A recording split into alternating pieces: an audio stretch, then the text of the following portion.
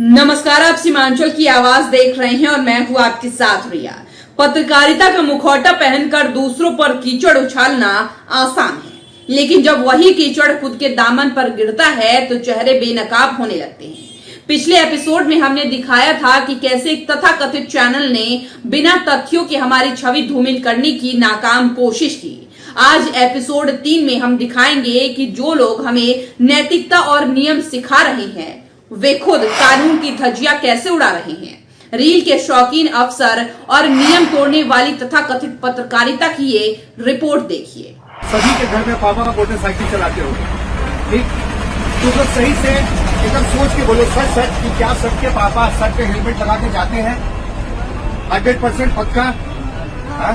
Seat belt लगाते हैं proper?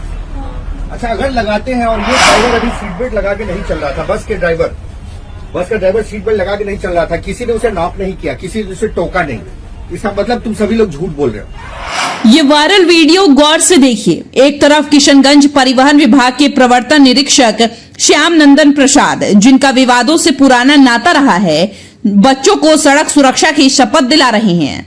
आदर्शवाद की ये बातें कानों को सुकून देती हैं, लेकिन क्या ये आदर्श सिर्फ कैमरे के लिए है? क्योंकि दूसरी तरफ साहब खुद वर्दी में रील बना रहे हैं और सुरक्षा का सबसे अहम हिस्सा सीट बेल्ट नदारद है।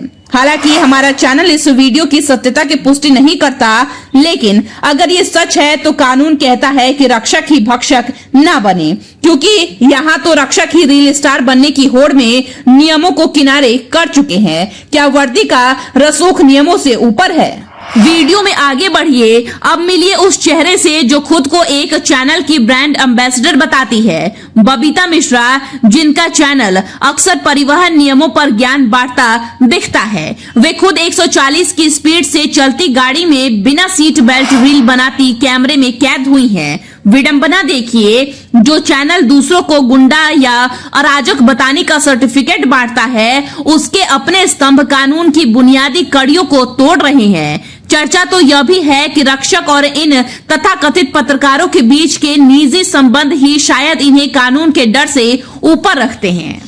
इतना ही नहीं, ये देशवा न्यूज की वैनिटी वैन है। चैनल का दावा है कि पूरा बिहार भ्रमण करेगा, जिसका रजिस्ट्रेशन अभी भी मालवाहक वाहन की श्रेणी में है और इसका रोड परमिट भी नहीं है। और ये ऐशो आराम वाला मालवाहक वाहन कैसे बिना परमिट का पूरा बिहार भ्रमण करेगा? हालांकि नियम कहते हैं कि अगर आप सामान ढोने वाले वाहन के रूप में रजिस्टर्ड गाड़ी को वैनिटी वैन की तरह मॉडिफाई करके न्यूज चैनल के लिए इस्तेमाल करते हैं तो यह पूरी तरह से गैर कानूनी है। इतना ही नहीं, सामान ढोने वाले वाहन को वैनिटी वैन या न्यूज वैन की तरह इस्तेमाल करना भारत में मोटर वाहन अधिनियम 1988 के तहत एक दंडनीय अपराध है। देशवा न्यूज ने सीमांचल की आवाज के संपादक अजहर रहमानी पर अनर्गल आरोप मढ़े, उन्हें यूट्यूबर कहकर अपमानित करने की कोशिश की, लेकिन दस्तावेज गवाह है कि सीमांचल की आवाज RNI भारत सरकार से विधिवत पंजीकृत संस्थान है। वहीं दूसरी ओर आरोपी फेसबुकिया चैनल अपनी निबंधन की वैधता सार्वजनिक करने से कतरा रहा है। जहां तक बात चालान की है तो संपादक ने एक जिम्मेदार नागरिक की तरह रसीद कटाकर कानून का सम्मान किया है। सवाल यह है कि क्या देशवा न्यूज के पास वो पूरा वीडियो है जिसके आधार पर उन्होंने चरित्र हनन की कोशिश की, या फिर आधी अधूरी तस्वीरों से प्रोपेगेंडा रचना ही उनकी पत्रकारिता है? सूत्रों के हवाले से यह भी चर्चा है कि इस पूरे प्रकरण में रसूख और संबंधों का ऐसा ताना बाना है कि सच बोलने वालों को मुकदमों के डर से चुप कराने की कोशिश की जाती है।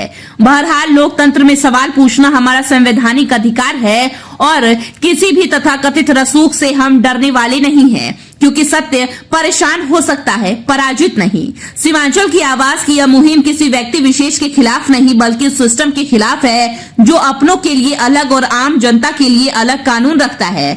ब्यूरो रिपोर्ट, सीमांचल की आवाज।